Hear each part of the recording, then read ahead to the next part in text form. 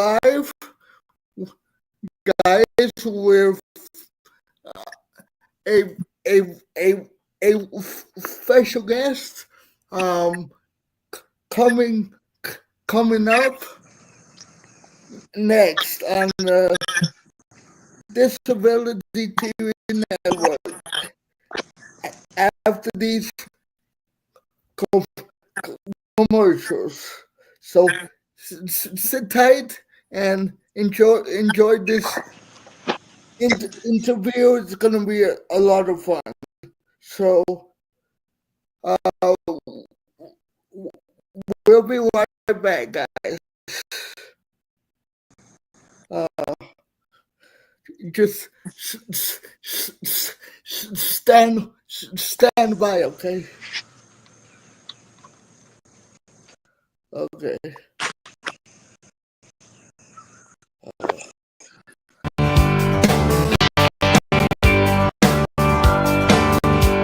Well, I played all those clubs up in Nashville, and I finally got me one of those record deals. Now it's country stars, new cars, pretty girls and guitars, and I'd like to thank the ones that helped me get there. Son, I'm gonna make you a star. What's that? That's a record deal. A record deal? Are you kidding? A record deal? I'm gonna be rich and famous? Famous, maybe. Famous? I'm gonna have a big car and a big house. I'm gonna have like top 10 records, #1 records. We're gonna get to cut a real record, a real freaking record. Real record. Where do I sign? Where do I sign? Dotted line. And I'd like to thank my mama and Budweiser, my bootleg and neighbor and Jermaine, all the folks downtown at Tootsie's Orchid Lounge for drinking beer and listening to me.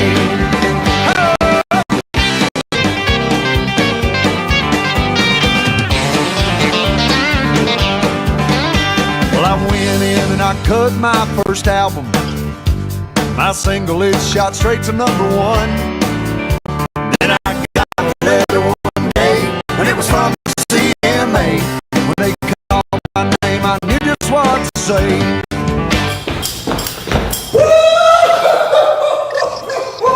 Look at here, everybody! I'll tell you what, I got that letter in the mail. I knew I was going to win this trophy. First, the that #1 song, then money, girls, cars. Who's the king now, George? Who's the king now? Life is good, people. Life is good. Wait a minute. My mama's watching. I'm not through talking to you. Hey, my mama's watching. Where's my trophy? Hold on. My mama's watching. I got people to thank. Well, I'd like to thank my mama and me, all the folks downtown at Tootsie's Orchid.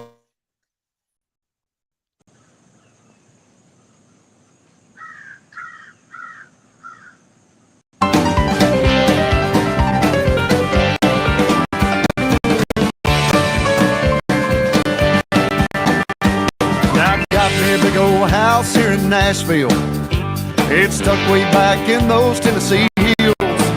But when I come off the road and I lay down my load, I think about what got me here.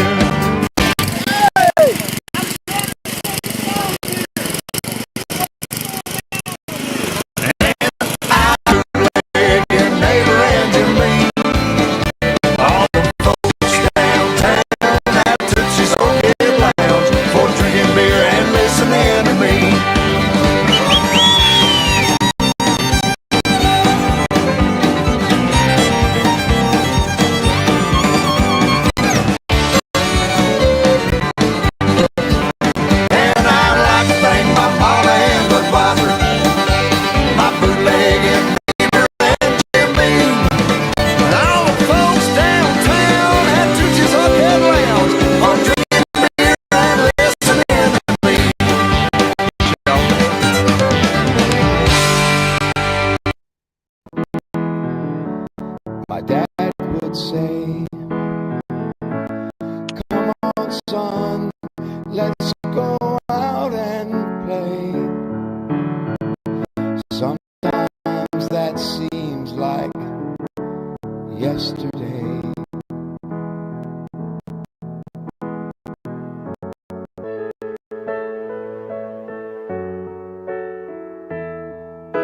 Then I'd climb up the closet shelf when I was all by myself. I'd grab his hat and fix the brim, pretending no matter how hard I try, no matter how many tears I cry, no matter how many years go by, I still can't say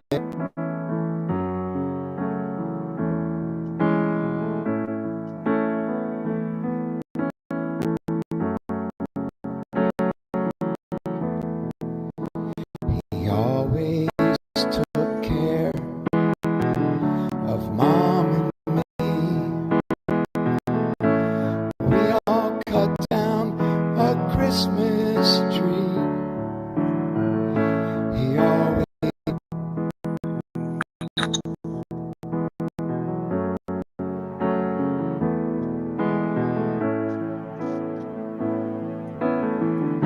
the wind blows through the trees. The street lights, they still shine bright. And most things look the same, but I miss my dad tonight.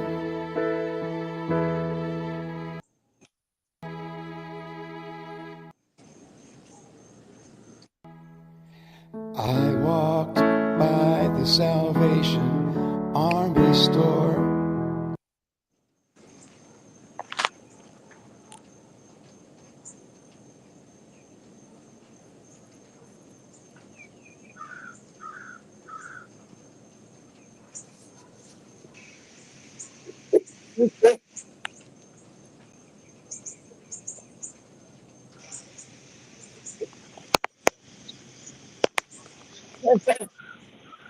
Stand by, Mr. Petty. You got it, bro. Hold on. I'm just finishing up these last commercials, and I'll be right with you. You got it.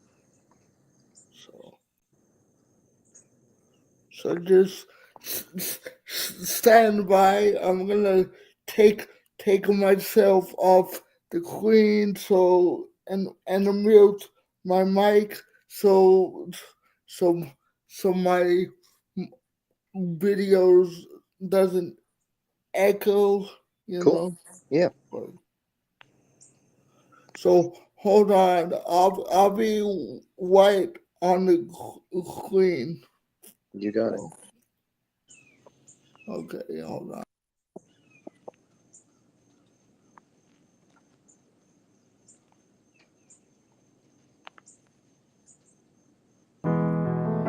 I saw a hat like my daddy wore.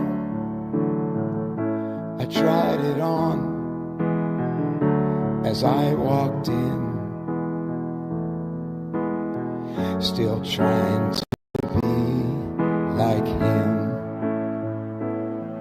No matter how hard I try, no matter how many tears I cry, no matter how many years go by, I still can't say goodbye. I still can't say goodbye.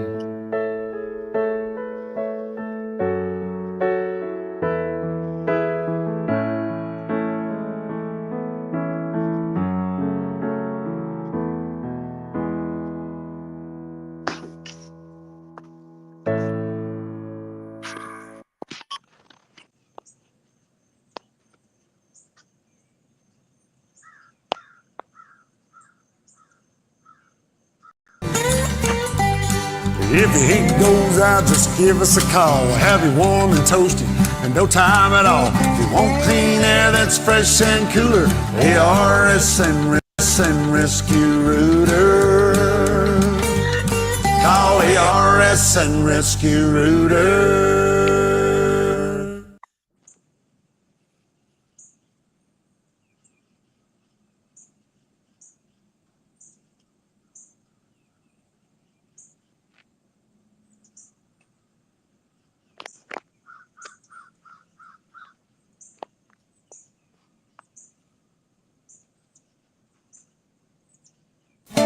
Call the RS and Rescue Rooter. Well, unstop your drain and keep you cooler. If your heat goes out, just give us a call. We'll have you warm and toasty in no time at all. If you want clean air that's fresh and cooler, ARS and Rescue Rooter. Call ARS and Rescue Rooter.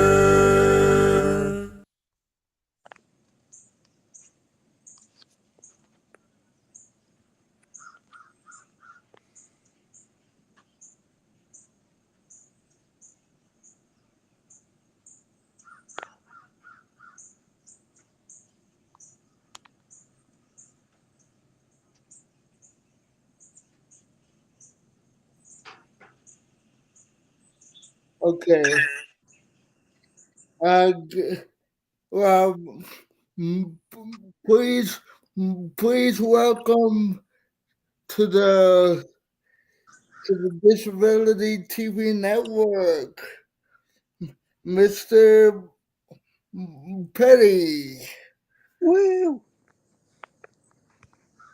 So, if you wanna start by introducing yourself, you can go ahead and introduce yourself to my audience that is watching right now.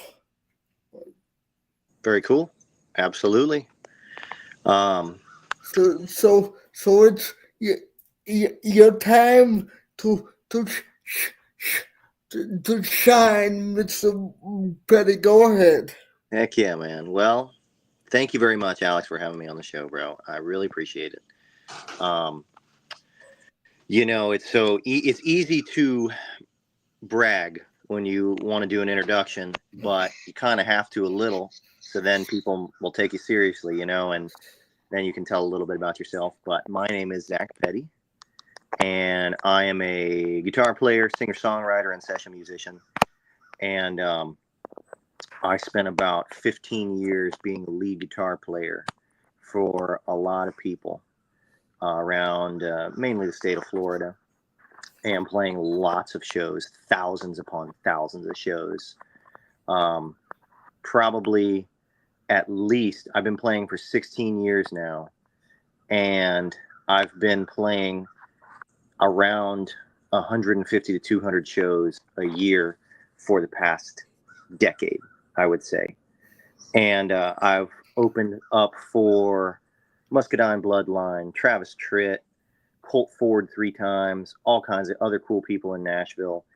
Played on dozens upon dozens of records, and it has what has kept me fed for the last probably decade.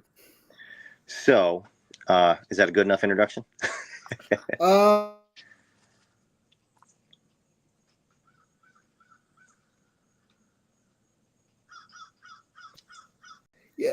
Yes, sir, it is. Cool. And if I can add as well, yours and my buddy Adam Carlisle, who played for lots of cool people. In particular, he played for Montgomery Gentry and Joe Diffie. He is a real good buddy of mine, and I'm very thankful that he has high reviews of me. And another buddy that you should maybe reach out to is Gary Morse from Brooks and Dunn. He's the pedal steel player for Brooks and Dunn. His guitar extraordinaire.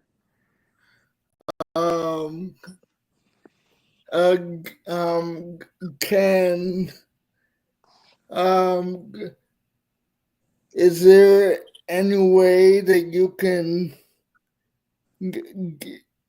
get in contact, um and send his contact my way when we're done? Absolutely. Absolutely. I'll message him and I'll say, hey man, I got a buddy that wants to do an interview with you. Is that okay? So Yeah. So um so so be being into country music, um which one is which one of the country music celebrities, you know, um that you grown up listening to as a kid, you know? well, there's a bunch. Um there's a bunch that I like that I didn't listen to when I was a kid, but if I was going to pick one that I would have to say is the one when I was a kid, it'd have to be either Alan Jackson or maybe Garth Brooks, but probably Alan Jackson and Joe Nichols. Alan Jackson and Joe Nichols, I would say. Alan Jackson and Joe Nichols are my big two for when I was a kid. I listened to every song they ever put out, pretty much. Um, are you a big fan of Diamond Wheel? Oh, I like Diamond Rio a lot too. Yeah. Um, come come to find out, a long time ago, Adam used to play keyboards for Diamond Wheel, That's awesome. I didn't know that. I know he's played for so many countless amazing people. and he played for many dozen of people. Mm-hmm. If you know what I mean. Absolutely. Have Absolutely. you ever heard of the the man called um Cl- Cliff Dorsey? Oh, dude, I'm Cliff Dorsey's guitar player, man. Yeah, so absolutely. Um and he he played for my buddy John John John Stone, the one that you listened to in the video a little while ago. Yeah.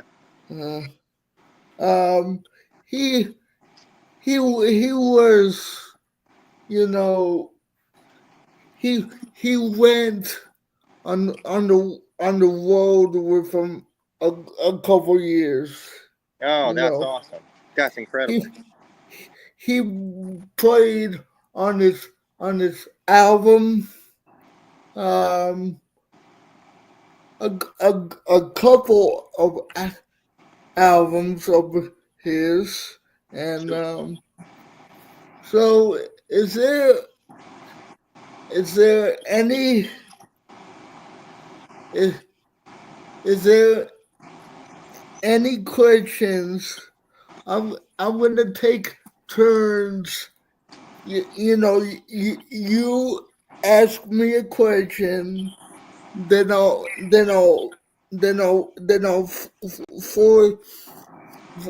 forward back to you, and and ask ask you a question. Cool. Does Absolutely. that sound easy? Does that sound Sure. fun? Sure. You, you know, I you know I idolize, you know, um a lot of people in country music. I you know I not not not I I I I idolize um Adam. I idolize um John Stone and possibly um everybody in c- country music that ever lived. You know, Absolutely. I'm I'm I'm an I'm a, I'm a '90s country music fan. Um I'm I'm I'm I'm I'm a new um you know um I'm into this new country music. I'm I'm in uh you know I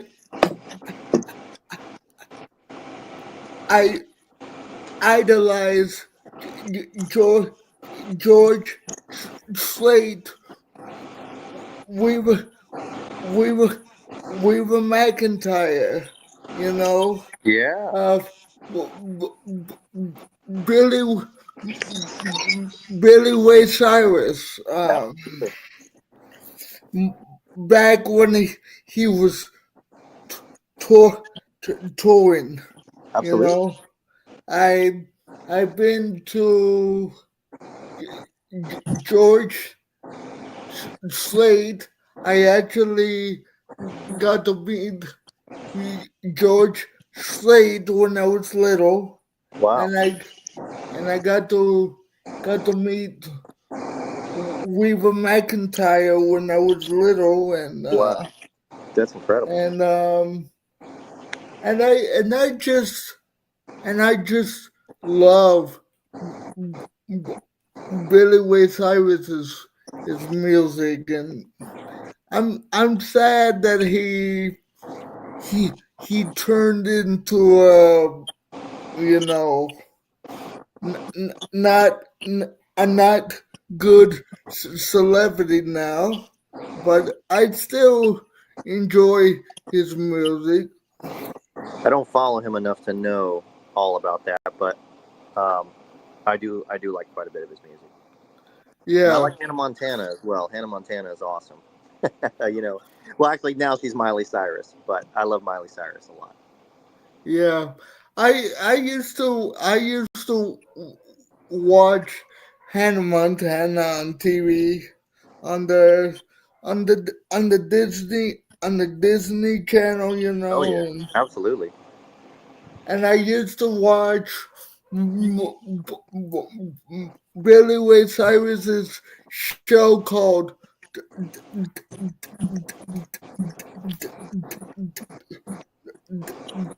Doc. You ever heard of that old show where I haven't. he well he plays a doctor on TV, you Wow, that's know. awesome. I Um, would love to see that because I just finished the whole season of like every season of House. I love that show House about the doctor. You know, Doctor House. yeah, Yeah. I used to love that show too, but um,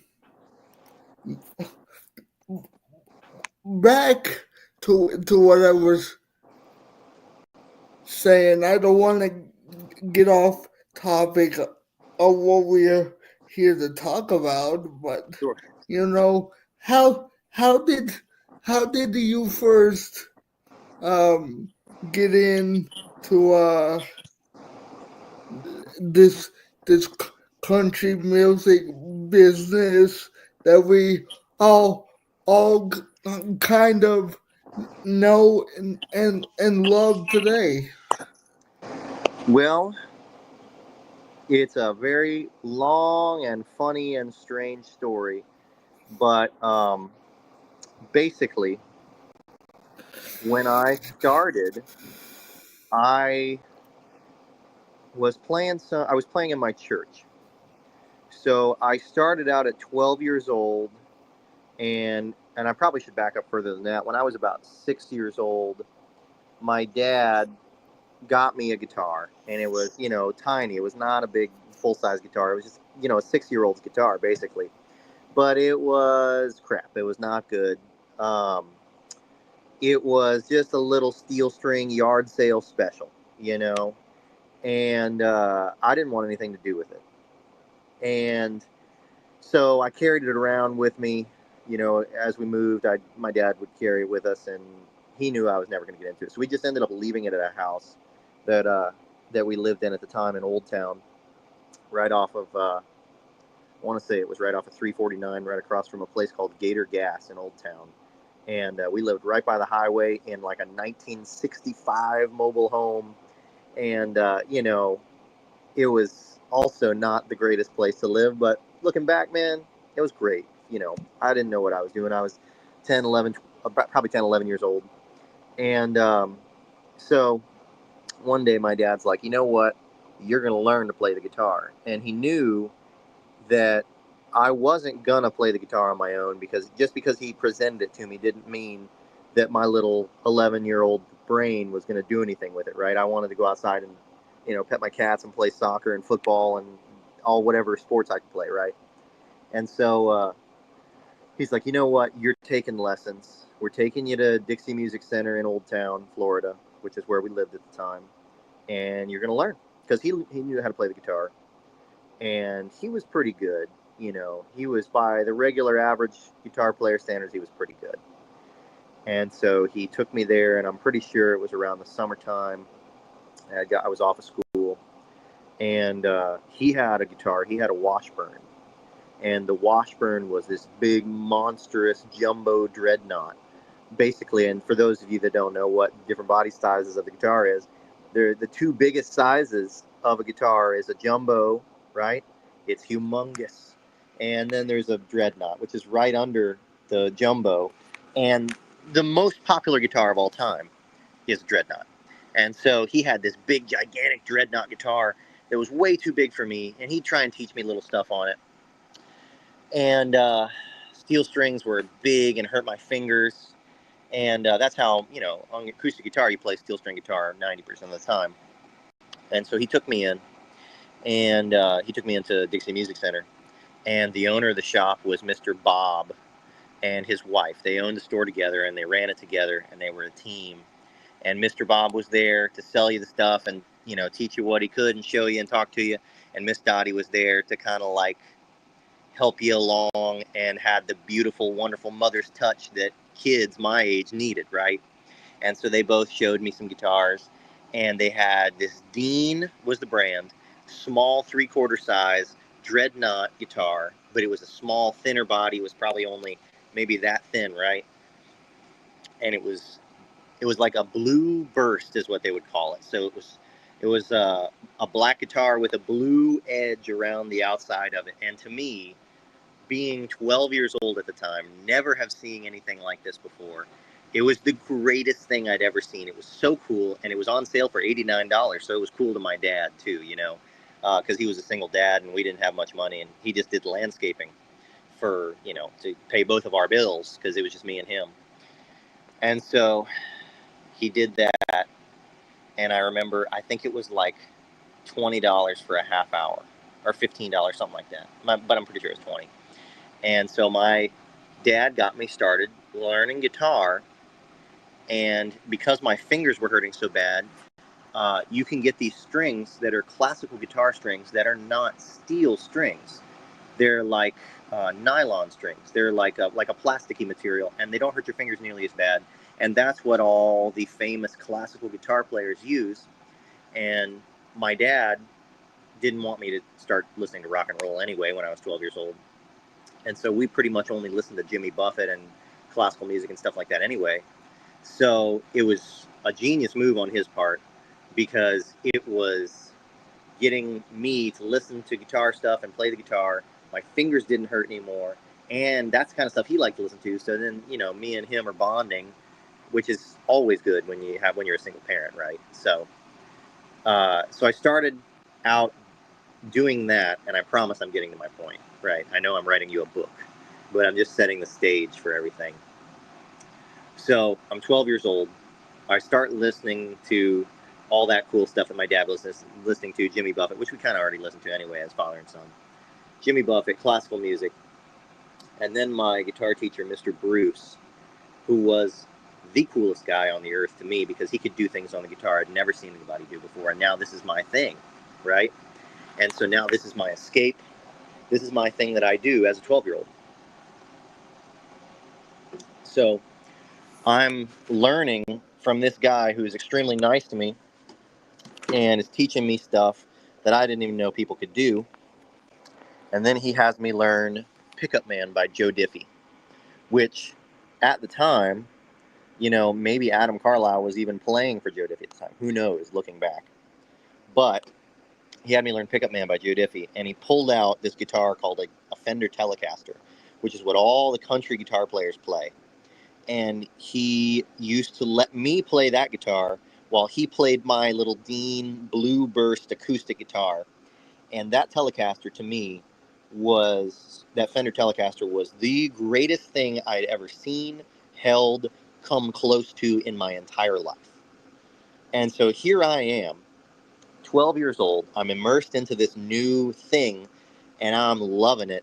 And then here's this rock and roll axe descending from the heavens that Mr. Bruce lets me play. And I'm like, what the heck is this? Right? And this is quickly shaping my little 12-year-old mind to be, this is my thing, right? Everybody has, this is a long conversation in itself, but everybody has to have their thing that they do. You do your podcast thing, and you're helping people, and you're giving back to your community. Well, this is my thing. This is Zac Petty's thing, and he's realizing it at 12 years old. And I still loved playing sports, and I always played sports in high school. Love sports, love football, love soccer, all that jive. But later in life, I end up skipping football practice to go play the guitar in Old Town and Fanning Springs with a buddy of mine that was inducted into the Rock and Roll Hall of Fame. Like, I don't know that at this point, but that's what this is getting to. So long story long, Mr. Bruce hands me this Telecaster and teaches me Pickup Man by Joe Diffie. And I barely know how to play the guitar, right? And he's showing me, and I'm quickly learning, this is amazing. And so he teaches it to me, and I barely learn it. And then there's a recital for all the students of Dixie Music Center. Never played I played in my church a little bit, right? Later on. I start playing in my church like maybe a year after this. So then there's the recital, and I see all these other guitar students that are all amazingly, really good. And they're all playing, rock and roll and country music. And so to answer your question in the longest answer possible, I started hearing country music and good music for the first time, and all these amazing things that could be expressed by other people. And I'm like, this is what I want to do. This is amazing. There's some kind of language these people are speaking with music, and I want to know how to speak it. I want to know how to be a part of this. Whatever I got to do, this is what I'm going to do. And I'm a scared 12-year-old, right? So I'm stepping on stage. I don't really know what I'm doing yet, but I know I want to be a part of this. And, all your parents, of course, want you to have a good job and all that stuff. And I've had jobs, lots of jobs, but there's no better job than playing the guitar and singing, right? So I do that, and then I want more of it. So I start playing in my church. Love that. I don't know how to do anything, basically. I know like 4 or 5 chords. And I'm shortening so much, even though it's taking forever. But I know my 4 or 5 chords. And this lady, Vicki Walker, was the praise and worship leader at my church that I went to in Cross City, Florida. It was called Calvary Temple Assembly of God in Cross City. And if you're talking about a small town, this was the epitome of it. And I loved living in that area. North Central Florida is amazing.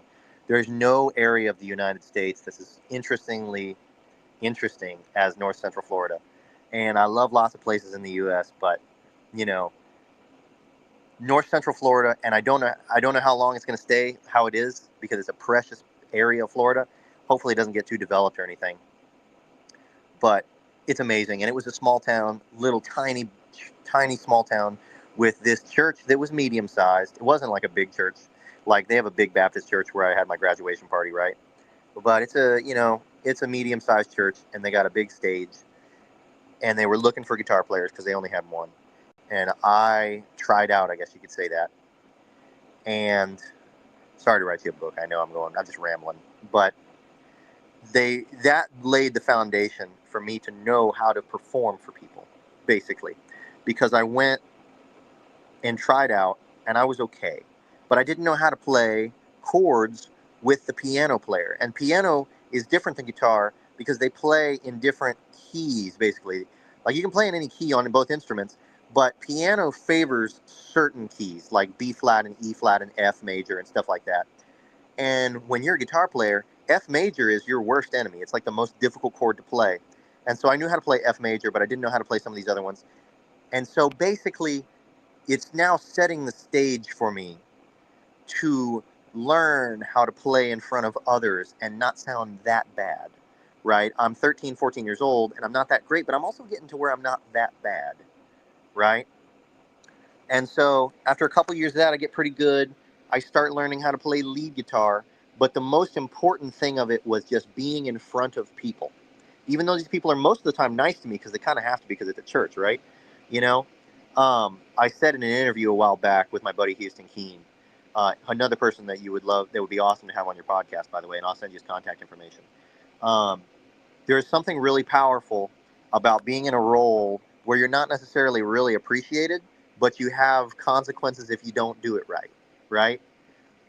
Because you can do the thing and you can say you can do the thing until it's actually time to do the thing that is the thing that you're supposed to be doing, right? You're the most important thing to you right now because you're 13, 14, 15 years old, or even now at 28 years old.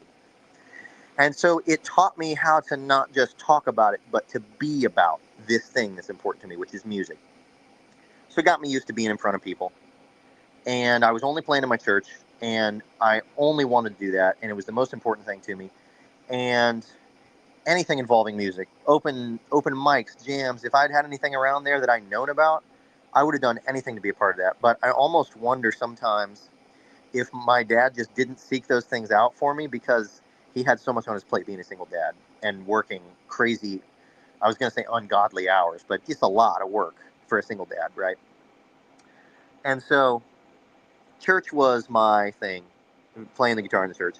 And then when I was getting out of high school, I got to join a Christian band that was basically the same thing as playing in the church. And then my buddy Houston Keene, who I just mentioned a minute ago, he was the guy. He was the guy that got me into it all. And without Houston Keene, who's another local guy that's in this same Central Florida music scene, I wouldn't be playing, 100% without a doubt. I might be, now I've been saying that for about a decade now, but without him, he just helped me so much. And basically, we helped each other because we got out there and did the thing together. It was always me and Houston. And later on, I started playing with different bands and stuff, but it was always me and Houston, no matter what. And so he got me into the North Central Florida country music scene, playing. And we would go, our first shows were at Beef O'Brady's in Chiefland, which is, I tell people that my hometown, if I had to pick a hometown, was Chiefland, Florida. And so I'm now 18 years old. I just graduated high school. And I had gone to school with Houston very briefly. I went to Chiefland High School for like one semester. And I met Houston at music appreciation class with Mr. Rankin, I'm pretty sure is who it was. And he always says it was guitar class. But I'm telling you with 1,000% certainty, it was music appreciation because we weren't learning guitar in there at all. He would bring his guitar, and sometimes I'd bring my guitar. But it was just music appreciation, and we had to write like essays on different classical pieces and stuff. It was music appreciation. So Houston, if you're watching, it was music appreciation, bro. You've been telling the story for too long. Wrong. So I'm in there, I meet him. He goes and plays all out at like, he's like 17 or 18 at this time. I'm like 15 or 16 at the time. He's going out and playing. I couldn't even fathom doing something like that other than playing in the church. But then I lose track, I move away. I see him, 18 years old, I just graduated. I see him at the bank in Chiefland, Florida. There's cars behind both of us. He's in a different lane. I get out of my car and I knock on his truck window and I'm like, hey, dude, you're Houston, right? We used to play the guitar together in school. And he's like, yeah, dude. Yeah, you used to be really good. And I was always a lead player. And so I'm like, yeah, dude, we should jam or something, man. It'd be great. And so, you know, you're 18 years old. I'm not busy enough to where I don't have time to jam. Neither is he. And so I go over to his house, his mom's house in Chiefland. And so, sorry to take up your whole podcast, bro, but I'm getting to the point. And so I go to his mom's house, and it was like this laundry room that he had like taken and put posters up on the wall to cover like the insulation. That's how, you know, we were both really poor back in the day. I remember my childhood bedroom. I could reach and touch both ends of the wall. It was like a closet. It was so small. So we jam, and he's like, dude, you got to come play the Watermelon Festival with me. You got to come do XYZ thing. And so our first gig was actually Beef O'Brady's in Chiefland, like 2-hour show, and we both split $100. And that was my first time ever playing in front of people that weren't my church people. And, you know, these people it's Beef O'Brady's, so they're not going to get, like, violent with you. But if you mess up, if you don't do good, they're going to, like, not give a crap about what you're doing and maybe insult you, right, if you do bad enough. And so I did pretty good. I had a Fender Robert Cray Stratocaster. I still hadn't gotten the Telecaster yet, which was the holy grail guitar. That or, like, a Gibson Les Paul. I didn't have any of those yet. I was broke. I had just saved up enough to get a Fender Robert Cray Stratocaster that the music center, Dixie Music Center that I used to take lessons at, they sold me for $550 plus tax, which was way a good deal because they couldn't sell it. I guess nobody wanted a Robert Cray Strat or something. And first show, did that. And then I proceed from there. It's him, Houston, and me. And then we had a buddy named Peter Cruz who used to sometimes play drums with us. And we just took on the North Central Florida country music scene as best we could at 18 years old, not really knowing what we're doing and just having to figure it out. And that was like a 15-minute answer, but basically that's how I got into it. So to answer your question in the longest way possible, that's how I got into it. And so we haven't stopped ever since. And then from there, you know, I kept playing with Houston until about 2017. And then he moved away, and I was like, I'm screwed, because that's my ticket into the music scene, right? And just by chance, our bass player, his name was Curtis Harris, legendary, you know, bass player from the area. He was like, hey man, I got an opening with this other band, the Karen Morgan Band. You want to try out?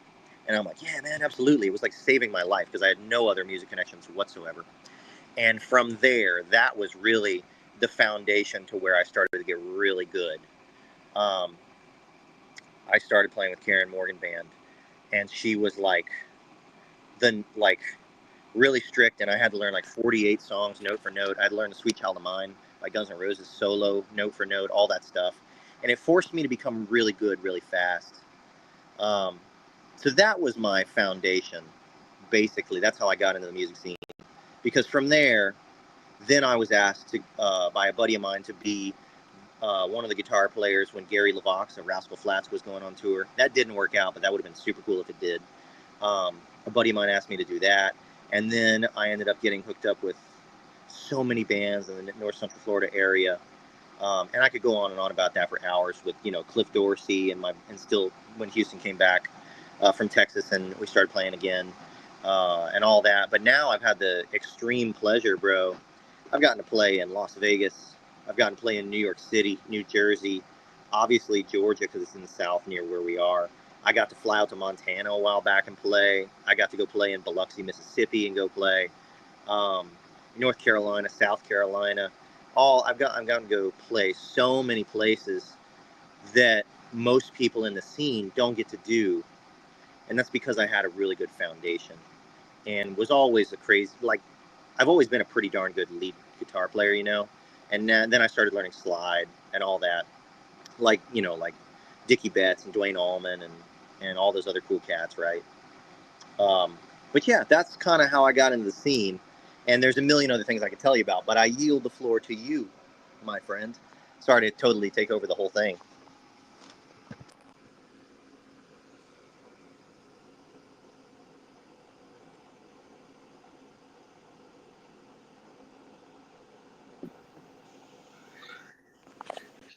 Can you hear me okay? Oh yeah, absolutely. I was just just listening to your story, and I didn't want to interrupt you. Oh, But thanks, bro.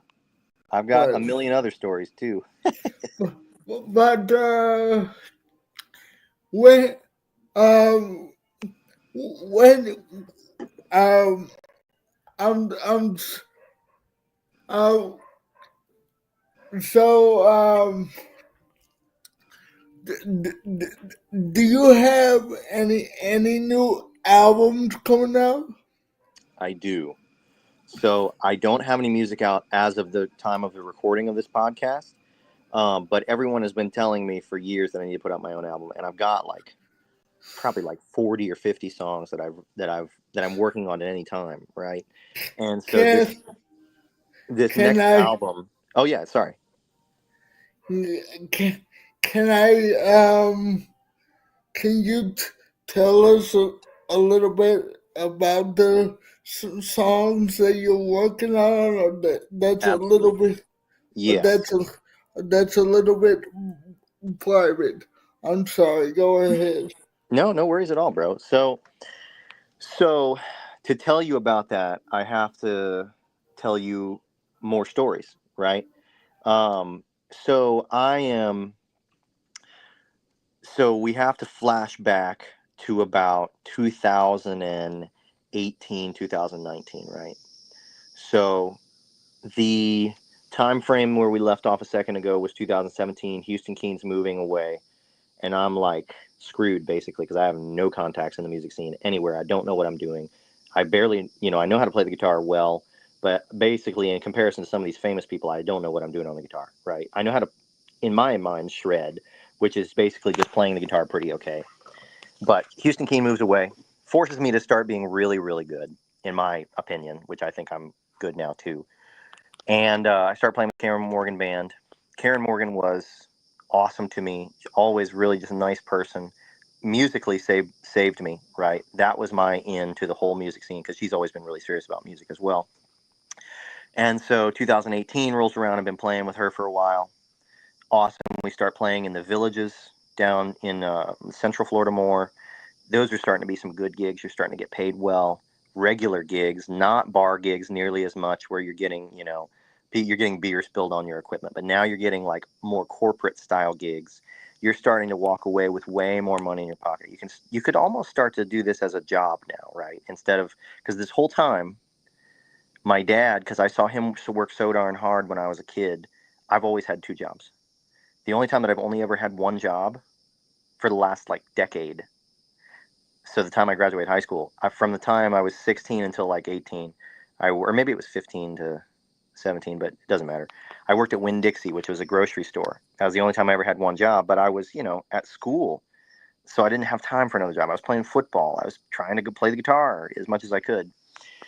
And so I'm working two jobs, working at like a GNC vitamin store or selling cars. I only sold cars for like 2 months because I hated it because I didn't want to have to rip people off, right? And my bosses at the place I was working really wanted me to, as a lot of car dealerships do.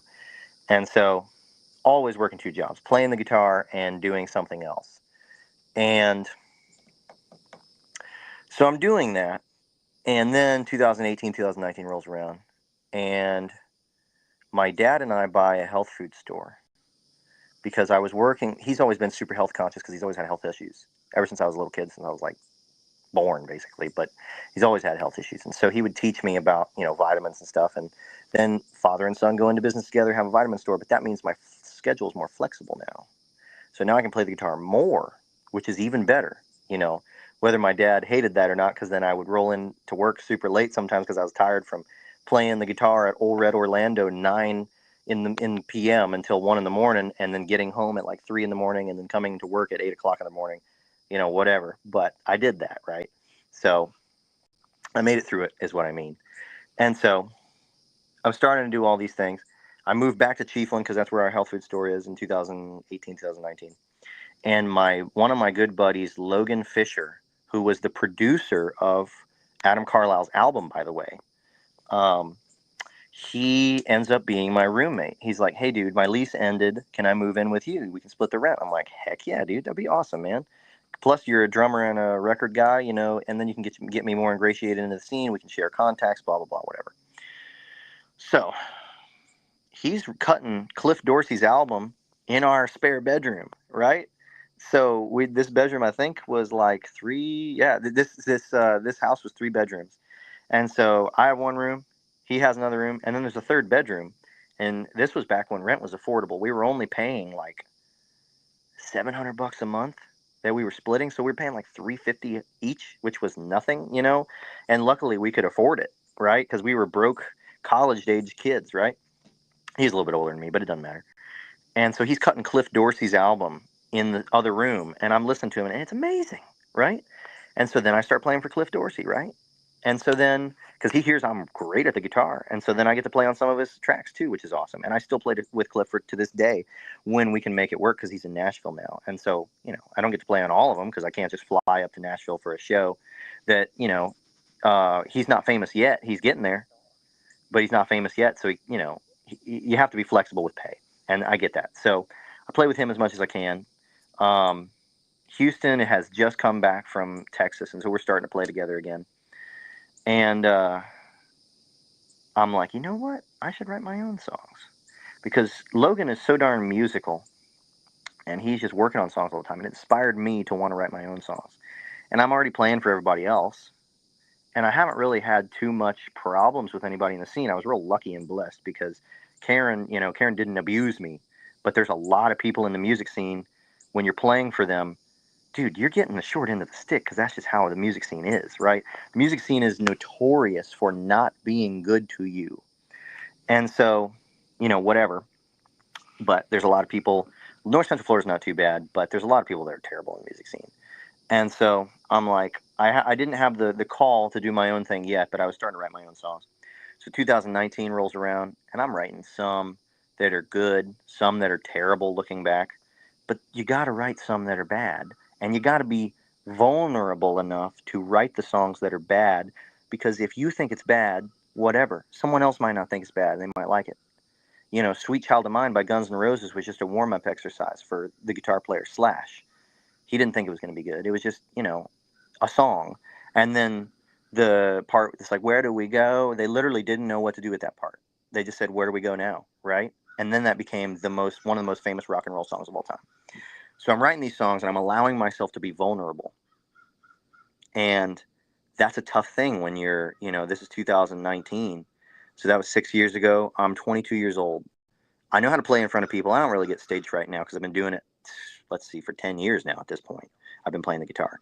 So I don't really get stage fright too much unless it's a humongous stage or lots of people.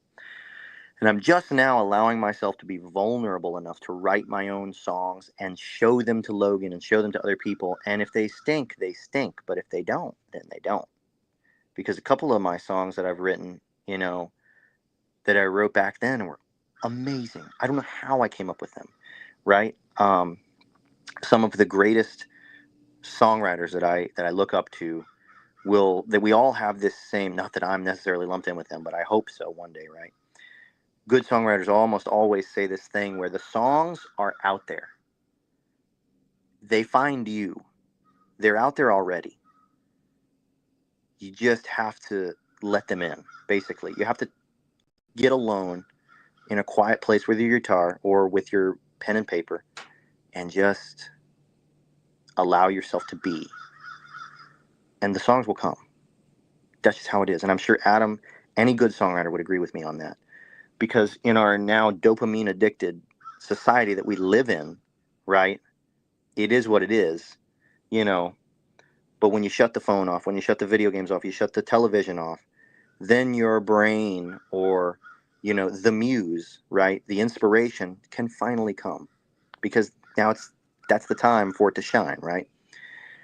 So that's how I started writing songs. I've got one song that I wrote the day that John Prine died, because I love John Prine. John Prine's incredible. I was mowing my grass out in front of the apartment that Logan and I lived in, and I was like, you know what, I'm gonna write a song while I'm mowing the lawn, and I did, and it was good. I like that song. That's a good one. Obviously, I don't know if I'm gonna release that on the first album, because I want really great songs on the first album. But who's to say that what I determine great is great or not great, right? And so I started writing those songs. That was my first taste of songwriting. And then what ended up happening to me was I didn't do anything with them for about 3 years. And I was playing the guitar for others, and my health started to go downwards a little bit. I ended up getting just ended up having some health problems. Like basically I ended up having like a heart condition. And so I'm doing a lot better now, but I realized I couldn't kill myself anymore. I couldn't work the 2 jobs. I couldn't play, as many nights a week as I was doing for as little pay as I was getting. And, when you're a guitar player, it's different than being a singer-songwriter. You can make double as a singer-songwriter what you can make as a guitar player. For doing maybe less work, I don't know, that's debatable. It's just a different kind of work. And so the song sat until about probably 2 years ago. Yeah, so probably about 2023. And I was in a band that really treated me bad. And I was in a couple of bands that I just was not happy with. And I was tired of getting abused, basically, like I say abused, I'm not like getting beaten up or anything, but you're getting the short end of the stick. You're getting talked down to. You're getting paid very low. You're having to do, 3 or 4 rehearsals a month, an hour away from where you live, to get paid $80 at a gig that is 2 hours away one way. Then you play for 4 hours out in the hot sun and then drive 2 hours away. That doesn't even barely cover your gas, and things like that.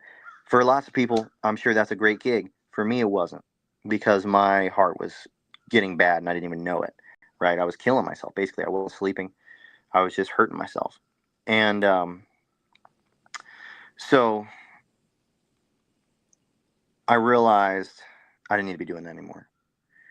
And so on a whim, Houston was like, hey man, why don't you cover for me at this solo show in a town nearby us that we play? And I was like, you know what? I better do this or I'm never going to do it. And I did. And it was incredible. And I was terrified because it was the only time ever in history that I'd played a solo show. Other than like when I was 18, I tried it a couple times and it was lonely and I wasn't very good and I didn't like it, obviously, because I wasn't good. But now I was better. I came back a few years ago and I started trying to do that, and it was pretty okay. It went pretty okay. And I made like almost $500 in 3 hours between base pay and tips. And I was like, what?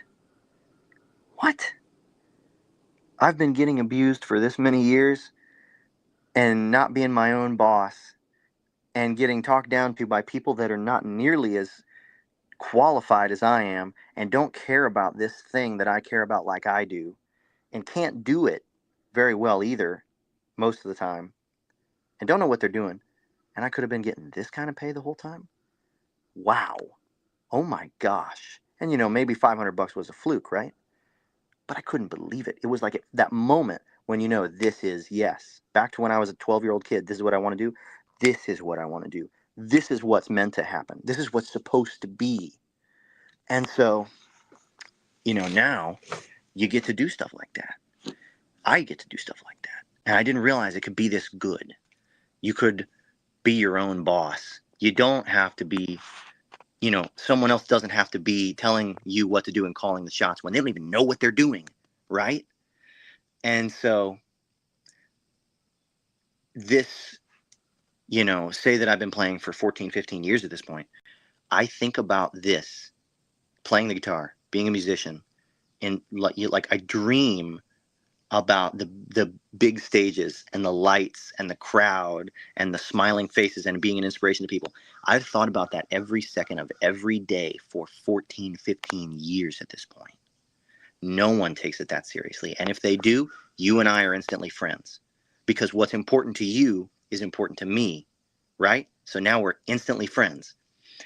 So anyone that's thought about something like that as much as I have, heck yeah, we're definitely instantly friends. But there's not a lot out there. The people that don't take it seriously, they're ruining the music scene, right? It is what it is. Don't shoot the messenger, but that's just how it is. But I take it that seriously. And so now I'm getting to finally have this thing that I've waited years and years for. This is my thing, my moment to shine, sort of, you know. As much as playing to bars in Florida can be a moment to shine, but it's a beginning, it's a stepping stone, right? And so I'm doing that, and now all these songs that have stayed dormant for years, I come back to them. And I've written a couple of them in between now and then, right? But now I'm finally starting to get it. I'm starting to get the secret sauce. I'm starting to get experience. And I joke with Houston Keen especially. I joke that the music scene is suffering, right? And it is, it can be if you're not good. Or even if you are good, it can still be challenging, right?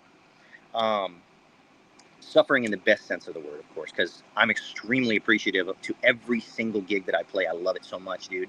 I try to stay so humble, and it can be tough. And I talked about this on Houston Keen's podcast. There can be struggles.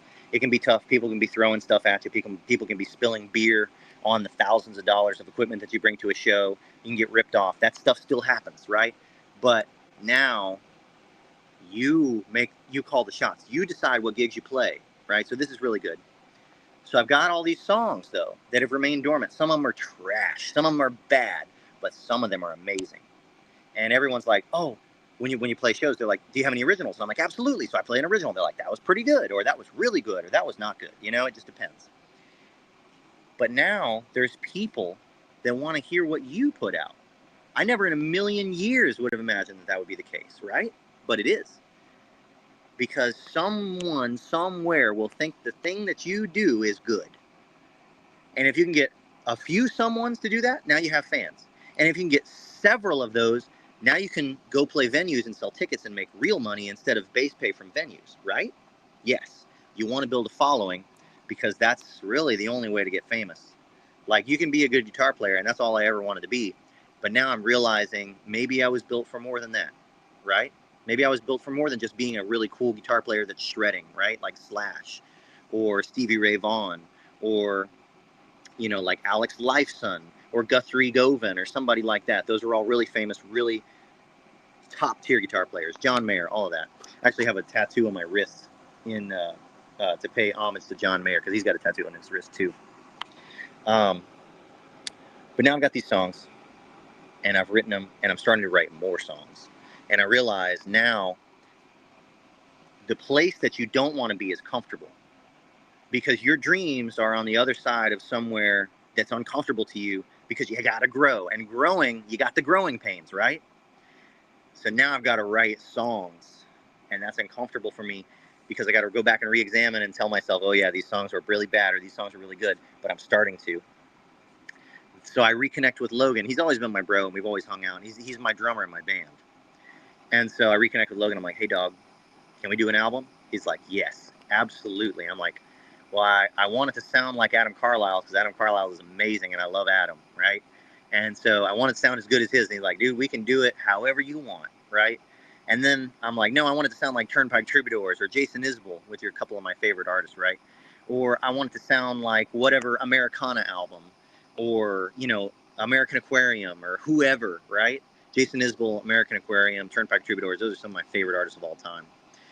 As you mature in the music scene, you realize, you know, I mentioned it earlier when we were talking off camera, the people that you listen to when you're a kid, you'll always love those people, but you grow as a person, and so your music changes, right? Your music taste changes. As I've gotten older, my absolute favorite artist is Jason Isbell of all time. Maybe Turnpike Troubadours is about tied with Jason Isbell, but both of them are amazing. And so Logan's like, dude, I can make you sound like whoever you want, right? And so now, as of speaking today in August of 2025, album is completely paid off. I just got to go record the songs. I got the songs. I'm almost finished with the majority of them, but I'm going to try and make it a big album, like more than 10, maybe 15. I've got it narrowed down to like 20 songs, but I think 20 songs is, maybe I'm just overly excited, right? But I think 20 songs is probably too much. 15 to 17 is probably the sweet spot of, there's a lot of songs, but people will still actually have the time to listen to it all. And if they like it, then maybe later on down the line, I can have an album like Morgan Wallen and have 37 songs on it. I just don't know that there's enough people out there that will give a crap about me. They want to listen to 20 songs, right? So the songs that themselves are written based off of inspirations that I'll get. And some of them are about real life events, right? The majority of them are just little things that someone will say. And I'm like, there you go. That's a song. That's a song right there, right? I said a phrase to Houston Keen one time. Our old bass player said to one of our early guitar players, like, I've forgotten more songs than you'll ever learn, right? And I told Houston that. And then Houston wrote a song, and he said something along the lines of, truth be told, I've forgotten songs than you'll better think of, or something like that, right? Little phrases like that are important. And so when you shut the phone off and you shut the video games and the TV off, and you'll be laying in bed, at least for me, this is what happens. I'll be laying in bed, inspiration will hit. And it's come out of nowhere. And that's how I know the songs are out there, right? The songs are out there. You just got to tap into that. You got to listen. You got to quiet yourself and listen to the inspiration. And they'll just come. They'll just come out of nowhere, bro. And sometimes, yeah, it'll be inspired by real life events, but how many real life events are you going to have? Right? A lot of people's lives are boring, but sometimes they're not. And so inspiration can come from anywhere, man. And I guess I can't tell you exactly necessarily because there's so many darn songs, but you get the idea. And so sorry to talk your ear off and answer your question with a million stories, but that's where it all started for the songwriting for me, basically. And, listening to Jason Isbell or listening to whoever, Phil X is my favorite guitar player of all time. He's the new guitar player for Bon Jovi. He replaced Richie Sambora. I think Richie Sambora is going to come back into Bon Jovi, so I don't know what Phil's going to do. But I met him. I was supposed to go play a show in Orlando a few years ago at a place called Ole Red. And I wasn't feeling good. I was kind of sick that night, so I called out. And I gave them plenty of time. And they had another guitar player in the band, so they weren't, like, suffering or anything without me. But I went and drove down to Orlando anyway and saw Phil X with his band, Kurt Dimer. He was playing for this guy named Kurt Dimer at the time. And I met them, and they both signed my guitars. They signed a Telecaster of mine, which I ended up acquiring later on when I had adult money, right? And then they signed my Gibson SG. And Phil told me, he said, man, good guitar players borrow, great guitar players steal, right? And he was talking about guitar playing, like licks, like learn as many licks as you can. Well, the same can be said for songwriting. If you can learn the style in which people write songs, and what I mean by that is, Jeff Tweedy has a killer book on songwriting. Steal his process. He wants you to. He has a book written about that, right? If people will tell you how to write good songs, would you not listen? Absolutely. And maybe don't steal stuff from others. That's never good, right? But if you can steal their process, if you can learn the correct way to do something, whether it be a guitar lick or a way to write a song or a creative process, or, Andrew Huberman, who's a scientist at Stanford, talks about this thing called Yoga Nidra. Yoga Nidra is laying in bed as if you were going to go to sleep, but don't go to sleep. And it increases your dopamine by like 40-something% or some kind of crazy number, right? Dopamine is a creative chemical in your brain. It allows you to quiet your mind and get to what's important, bro. 200 years ago, we didn't have TV, cell phones, media, video games. And Ernest Hemingway, some of these cats were the best writers and poets of all time, right? So if I can just get a little glimmer of that, right, I am a million times better off than I am any other day, right? So I'll yield the floor to you, but that's what I have to say about that. Okay.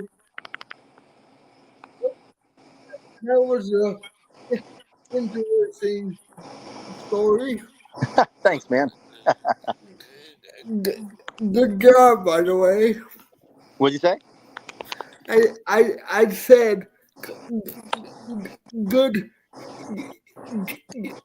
job. Oh, thank you. I appreciate that. So sitting here listening to your stories, you got quite an interesting,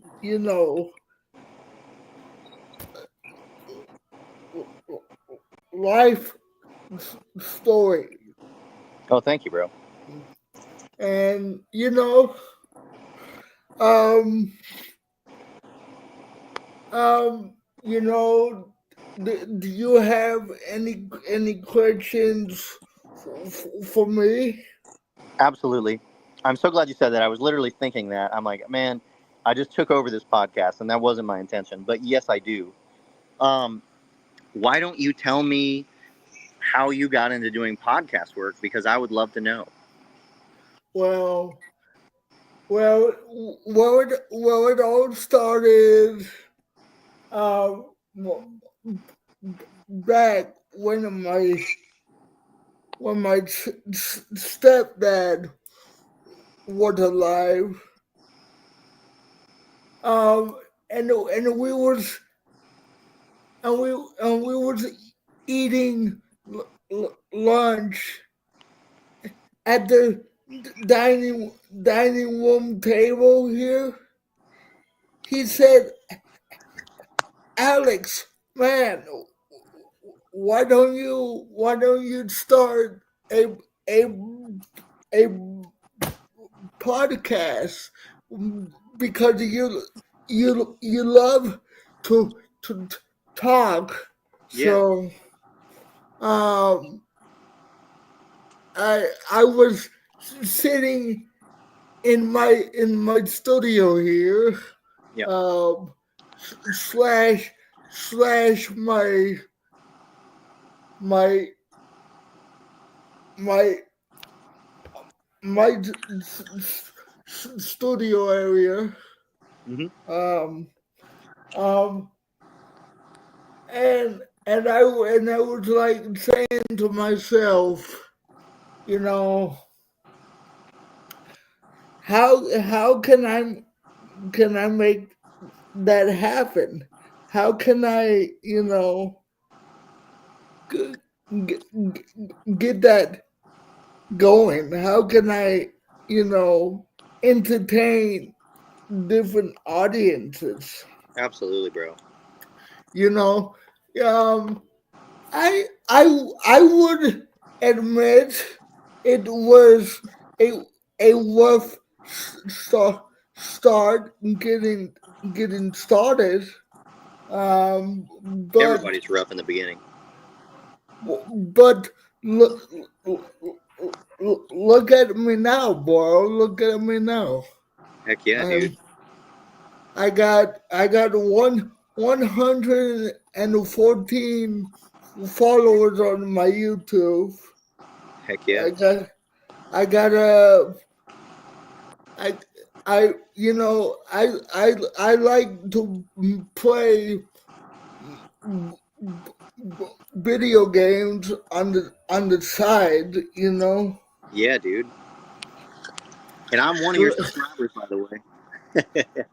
Well, um, thanks to Adam Carlisle, Yeah, dude. which how how did how did you um how did want to to be to be in to be in I'm sorry, I have a hard time talking. Yeah, dude. No worries. How do you wanted to be in in in in inspired by Adam Carlisle when he finished up his his album, which I'm a huge supporter on that album. He made me a huge supporter on that album. When I flipped that album over and I see my name, man, that was a blessing to me, because I play his album like nonstop, because he sent me all his MP MP3 files. Yeah. Man, I'm just a huge supporter of Adam, and I know his wife Tammy, and Oh yeah, dude. and they are awesome people. They really are. He recently played a gig at my house for my 30th birthday with John Stone. Oh, I love that, bro. That's awesome. So, I told him that I wanted him to do a show in my living room. Yeah, dude. All my friends and family gathered in my living room, including my buddy John Stone. He he he he flew in all the way to my area. Wow. And he was able to perform his his music for me. So Yeah, that's awesome. I love that, bro. And I am now 34.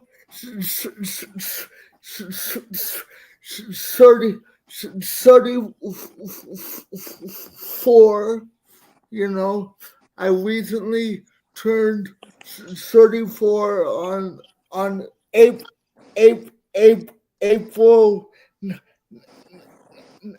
9th. Nice. Heck yeah. And, well, happy belated birthday. I know I'm a couple months late. well, I wasn't sure if I known you back then, but yeah, bro. But thank you for the belated happy birthday. You got it, man. Hey, man! I have a question for you. Sure. I know you're still working on your album, and I'm a huge fan of yours. Sure. And is there any way that I can play your new album on my show when it comes out? Absolutely, yes. Do I have your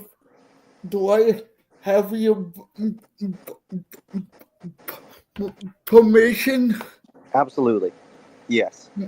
Maybe you can send me the MP3 files. Absolutely. Absolutely. So I can play them on my computer. That would be great. Yeah, I've got to put them out I've got to put out the album and I got to finish it. But as soon as it's done, which I'm hoping it'll be done by the end of the year, then yes, absolutely, bro. That'd be awesome, man.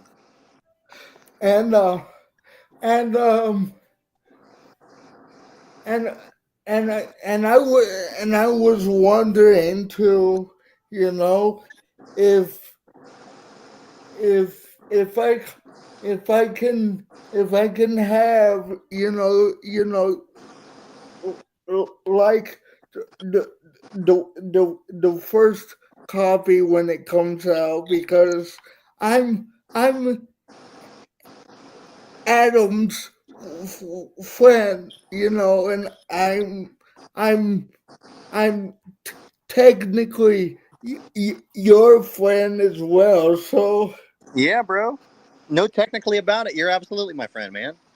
so um so I I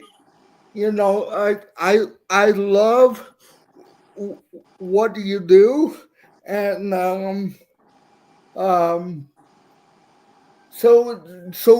what is your favorite song that you ever perform on stage?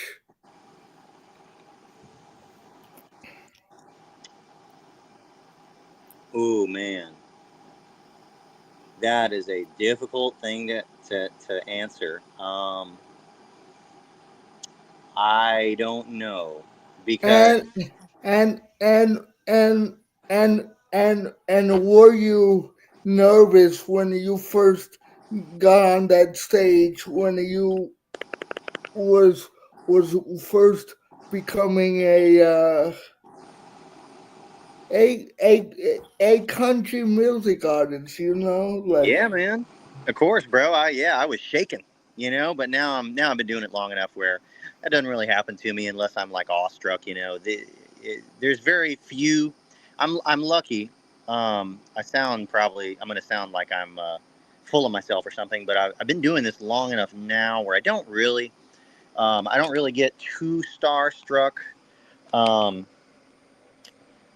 Maybe if I haven't eaten breakfast or something, and I'm already a little squirrely feeling anyway, but I if it's someone that I really respect, that's the thing. I'll get awestruck and I'll get a little nervous. And if it's like, oh, this show could really help me in my career, then yeah, definitely I'll get a little nervous. But I'm lucky, man. I don't drink, I don't do any bad stuff, right? And so I've been able to overcome my stage fright without any crutches, right? So I don't really get too nervous anymore. I know a lot of people use alcohol to help them with stage fright, but then the problem is if they stop drinking, dude, they're nervous again, And so I don't do any of that nonsense. But um, I will say my favorite song, dude. I'm in a weird spot now because I'm not famous yet, right? And so I'm still playing just regular shows and stuff, which is regular shows are great, but nothing wrong with that. But right now, probably whatever get me $100 in the tip jar was probably my favorite song. But if in all seriousness though, there's several. What I've been doing is I learned "The Devil Went Down to Georgia" by Charlie Daniels, and I do all the fiddle parts on the guitar, and so that's one of my favorite ones because I get to show off my technical prowess. I get to shred a little bit. Um, so that one's really cool. As far as songs that I just enjoy, I just love listening to. I just love playing. Like I feel the most emotion when I play them. Um, that would probably be Different Days by Jason Isbell is one of them. Jesus Saves by Riley Green is another one that's incredible. Um, I'm a Song by Stephen Wilson Jr., another one that's incredible. Your listeners should check those big three out. Those are great. Um, Letters from Home by John Michael Montgomery. Midnight in Montgomery by Alan Jackson. Um, there's a bunch that are amazing, man. I just love playing them. So yeah, if I had to pick one,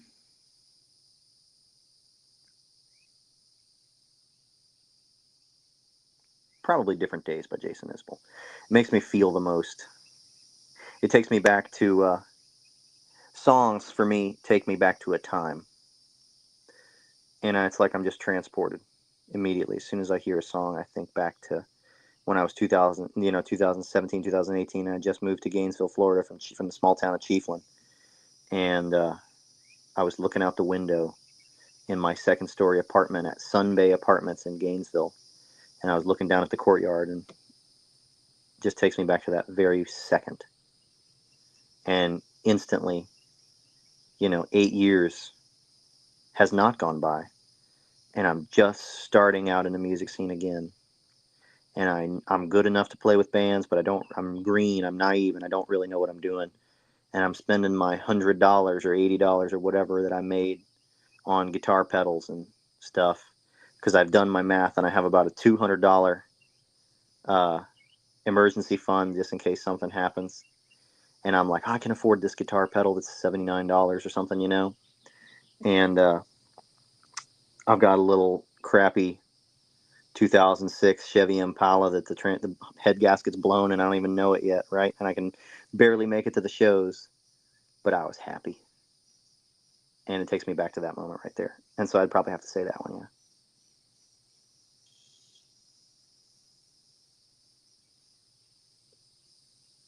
And I yield the floor to you, sorry. Um, uh, but wow, you're amazing, dude. I cannot believe I'm learning a lot about you. Thanks, bro. Well, you are too, man. And any um any any more questions that you have for me? Absolutely. What's it like for you on a daily basis? Because I know this is a disability podcast technically, and I'm just hijacking the whole thing, but that's not my intention. I'm just having a good time with you, bro. What's it like for you having your regular daily life where it's Alex Perez and you have your wonderful life, that you live, and then there's Alex Perez who has the podcast? Are those two separate people?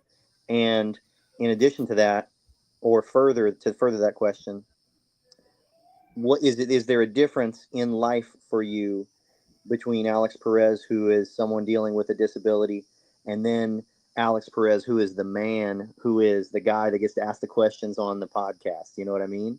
What's that like for you, bro? Um, that's a that's a great question. You see, if you were in my shoes, man, I'm just using you and as a example. It's not always easy, but sometimes when I get up in the morning, dude, I say to myself, you know, I wish I can get, get out of this chair and walk, but in reality, I can't, and some days are difficult for me, because as I told you before we went on the air, Mm-hmm. I me and my mom had lost somebody that we care about, Absolutely. Absolutely. which is my stepdad, and and him and my mom, was was long time friends at the time, Absolutely. and you know, and he came down here from Co- Colorado, where it's cold and it snows. Yeah. And they after that he came to to to live with us, Hmm. and I'm not trying to get into the whole story. I'm not trying to hold you up, boy, you know, Absolutely. because be- because I know you got stuff to do, but you know when you when you when you have somebody that that that that had lived with you for 7 years in this house, and you got in close to somebody, especially your your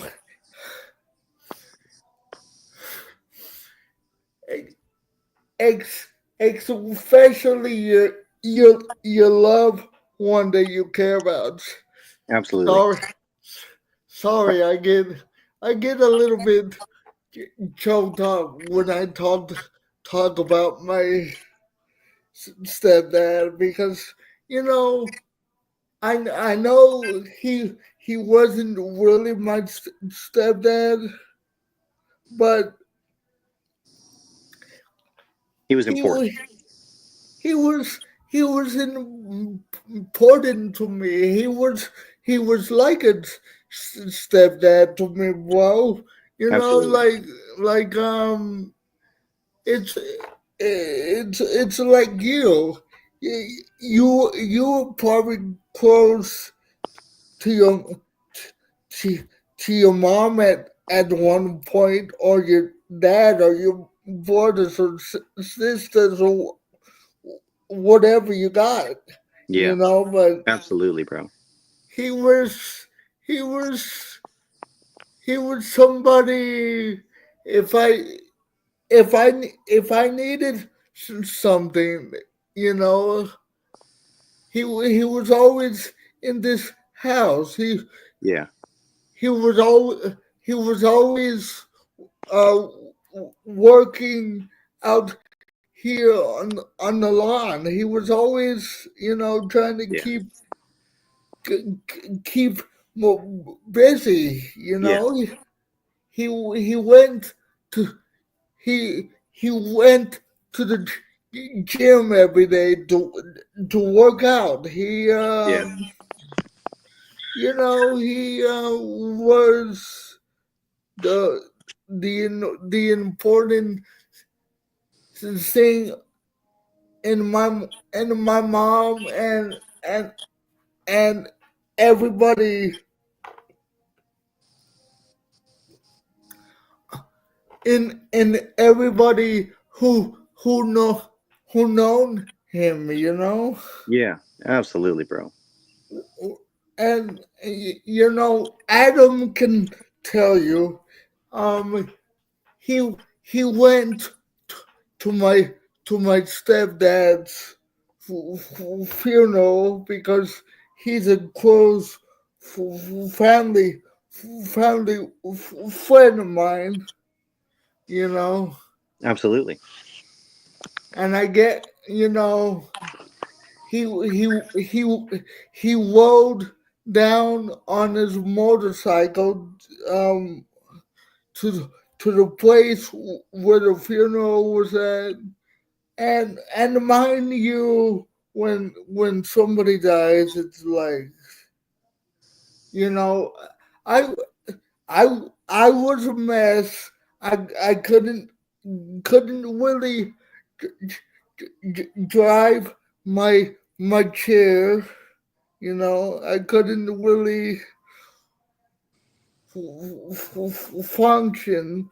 Yeah. Because you know that that that that that thought of losing somebody is it hurts.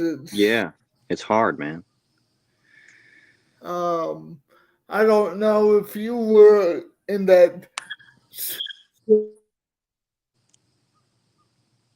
similar situation with your mom or somebody that you were close to. If you don't mind me asking you that, or Sure. it's kind of private. Well, bro, you got into a little bit with me, so I'm happy to at least mention it, bro. So thank you for sharing what you did because that was personal, and I appreciate it, man. Yeah, I never. My mom was awesome, man. My dad was a single dad, and my mom was awesome, and she was my mom. But she wasn't in my life as much as I would have liked, bro. She was she just liked drugs and alcohol a lot, and actually, I don't think anybody necessarily really likes them most of the time, But she just struggled with them, and she tried her best, and ended up taking her life in 2018. And so I was actually at a show. I was on the way to a show, and I was. It was so funny. I remember exactly where I was. I was in the Walmart parking lot of the Chiefland, Florida Walmart, and I was in an argument with someone, and I was mad, and this unknown number kept calling me because my mom lived in North Carolina at the time, and I answered the unknown number, and I was like, "Who is this?" Real fast, and they're like, "Zac Petty, this is Officer so and so with the Cherokee County Police Department, and I just want to let you know your mother's passed away." And I was like, oh. Well, that puts everything else in perspective, right? Whatever you were mad about at that moment doesn't really matter anymore. And so, yeah, that was a tough thing, man. My mom was great. I loved her a lot. And I know that she loved me as much as she could, with her own struggles. But it was a hard thing, man. Same with you, bro. I'm sorry you had to go through that because nobody likes going through that.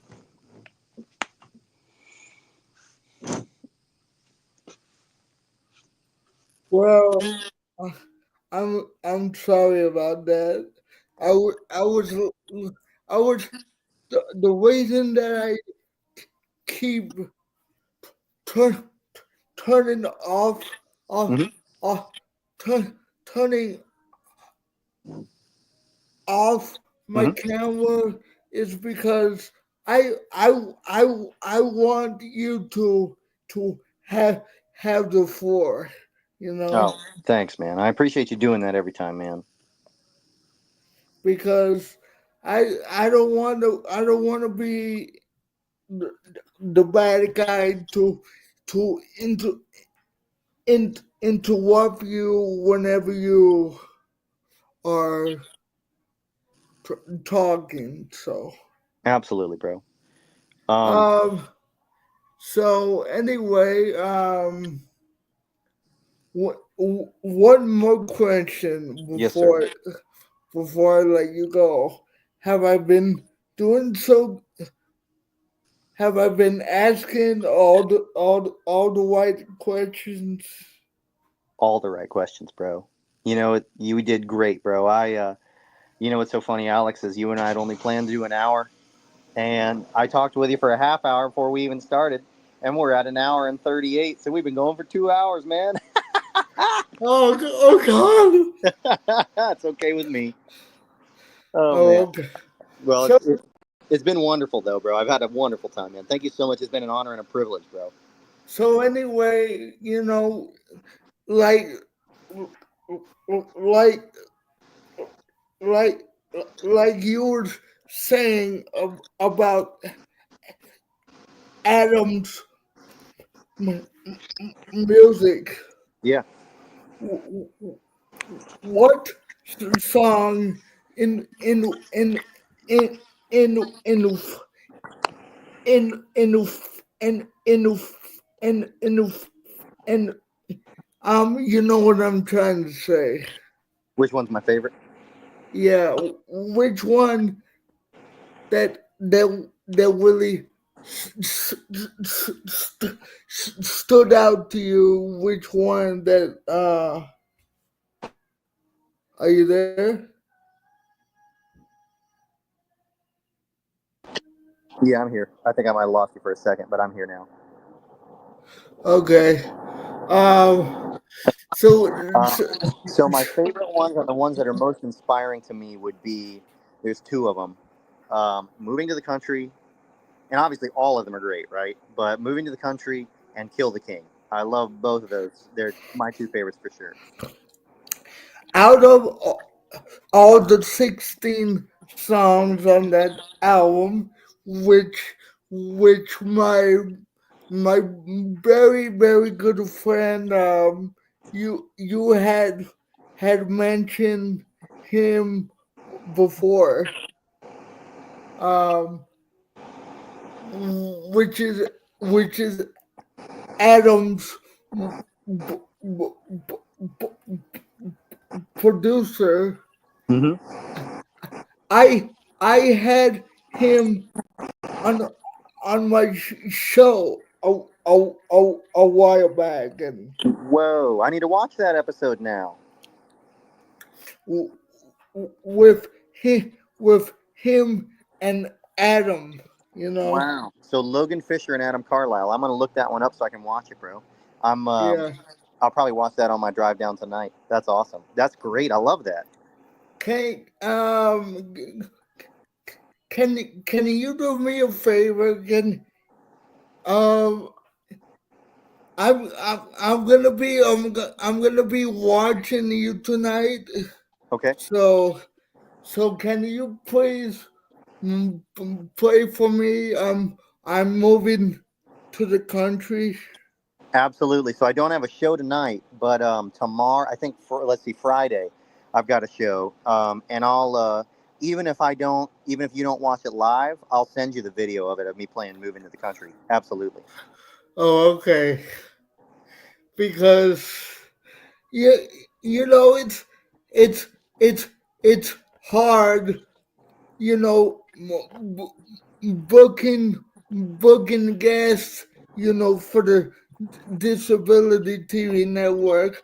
I have to do all the work. I have to set up all these interviews by myself, Yeah. and it gets like challenging, you Oh, know. yeah. You can reach out to To like 30 people and one might respond, maybe. yeah, I know exactly what. but it's kind of slow here in the Disability TV Network studios here in Absolutely. okay here in the horse capital of the world, Ocala, Florida. Beautiful Uh, Ocala, Florida. I play down there a lot. so, so do you, uh, do you know when you're gonna be um down here in Ocala?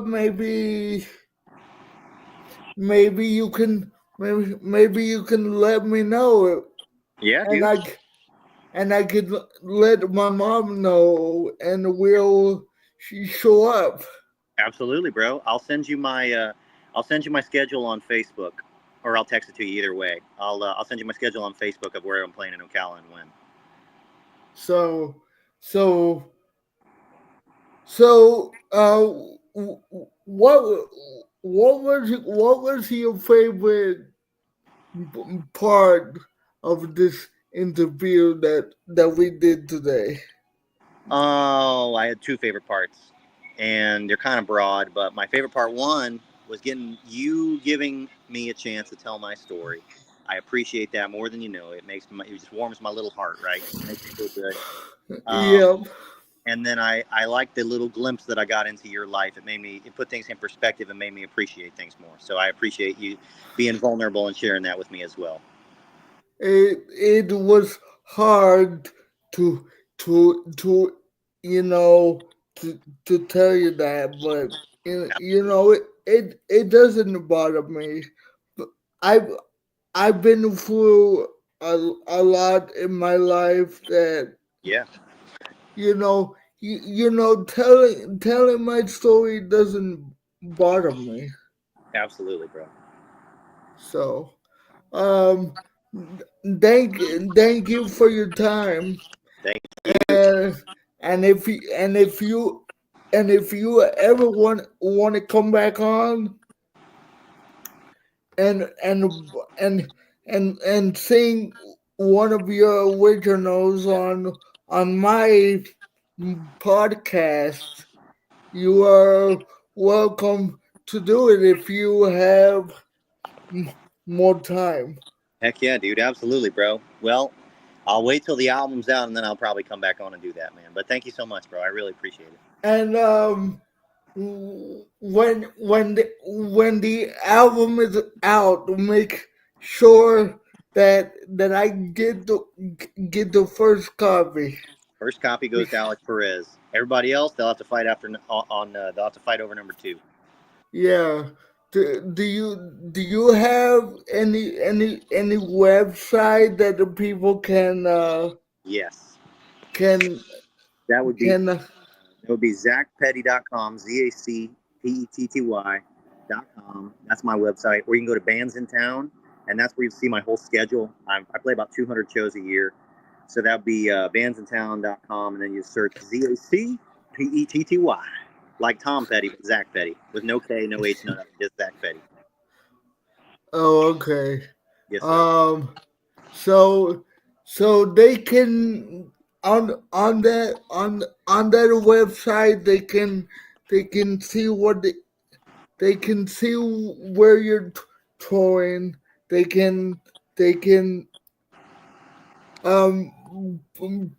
purchase some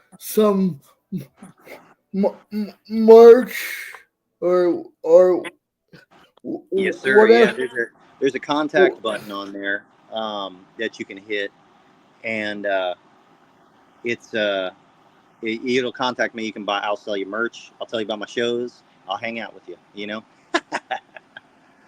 Oh, okay. Yeah, dude. Well, thank you for your time. It's been fun, It sure has. And I hope you will come back to the Disability TV Network. You're always welcome into the Disability TV Network family. Likewise, bro. Thank you so much, man. Oh, okay. Okay, guys. That was my very good friend Zac Petty.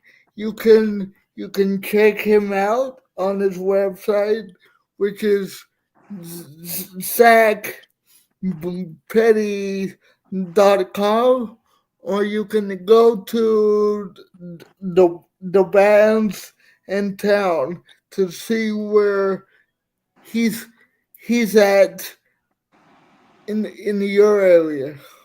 Heck yeah, man.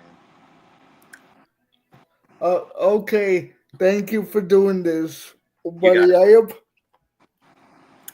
And we are definitely friends for life. Heck yeah, bro. Absolutely, man. So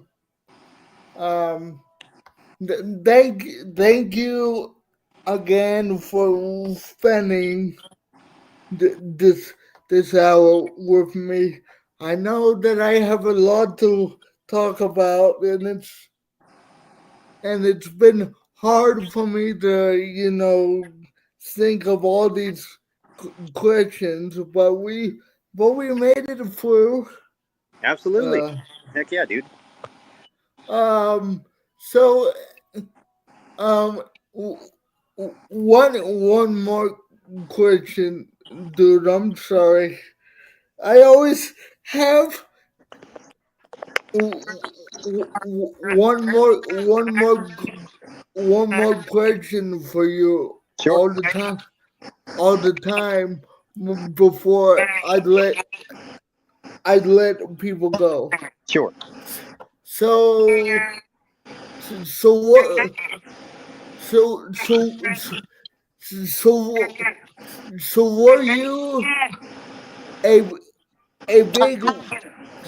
big fan of Ozzy Osbourne that passed? I was, man. It hit me hard when he died, man. You know, he was a precious human. He was a precious, precious soul. He cared. You could tell towards the end of his life, he just loved so incredibly people, just so incredibly much, man. It was his last concert. It was the perfect way that he could have gone out. I hope that my life goes in a similar way. You know what I mean? If I can only do one last concert before I go, you know what I mean? So that's all. And what was your favorite song by him?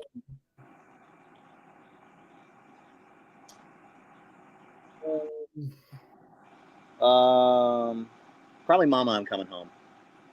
Um, that is that is my favorite song to that and crazy train. Yep, Um, he had a lot of songs, but um, we can save that for another time. yes, sir, absolutely, bro. But Oh, thank you so um, much for having me, man. thank you again for coming on. I'm sorry for talking too much or I loved it. No, it was perfect, bro. I'll just text my buddy. I'm supposed to be going down to Indian Rocks Beach to trade a guitar with a buddy of mine. I'll just tell him I'm running a little bit late. okay. I'm sorry about No worries, that. bro. No worries, man. But thank you so much for having me. Well, if you get a hold of Houston King, send send him my way. Absolutely, bro. You got it. And can you tell Cliff Dorsey if you see him or Absolutely. um I've been waiting to to to get him on my show. Absolutely, bro. I will absolutely mention it to him, man. So I I've been trying to call him, man, and he's He's hard to get a hold of, man. He's busy. yep. He's deal now. I know that he's busy, but Absolutely. um he told Adam that he would do it, Awesome, man. Heck yeah, dude. so listen, man. I enjoy what you do. I enjoy listening to your music, and hopefully, when your first album um comes to digital, you can find out a way to send me the digital Absolutely. files, Yeah, you bro. know, You got it, man. because I don't have that much money to download Don't all, worry all, about it. all I the got you. tracks. I got you, bro. No worries, So man. um and if you see um you you Adam's producer, tell him I said hi. Absolutely, bro. You got it, man. So um it was nice having you. Likewise, bro. Thank Thank you. thank you for coming by and spending an hour and a half Absolutely, bro. You got it, man. with me. You So, got it. We're up to 2.5 hours now, technically. but it's always good, I love it. great, always great to talk about like different stuff. Absolutely, man. I definitely agree. Um, I am going to have to hop off of here, though, because my guitar guy's going to shoot me if I stay any longer. Okay. Thank you for joining and have a great day. And I'll make sure to to to see you live on Facebook. Yes, sir. Thank you so much, bro. And I'm a huge fan of yours, man. You're going to places.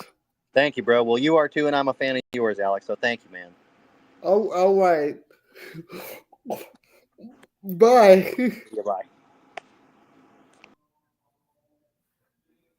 Well, guys, this ends the the Zac Petty interview. I hope you guys enjoyed it as much as I do. Thank you for Zac Petty for spending almost 2.5 hours with me. We got a lot of stuff covered. And if you want to check him out, you can go to ZacPetty.com, or you can go to the bands in town website to see where he's playing in your area. He's a great guy, guys, and he's an incredible musician, and I was lucky to have him on my show. But thank you guys for watching, and God bless you.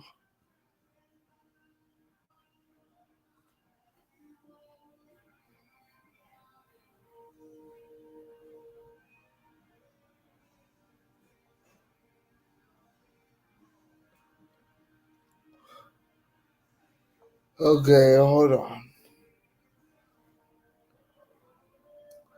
Thank you for watching, guys, and God bless you.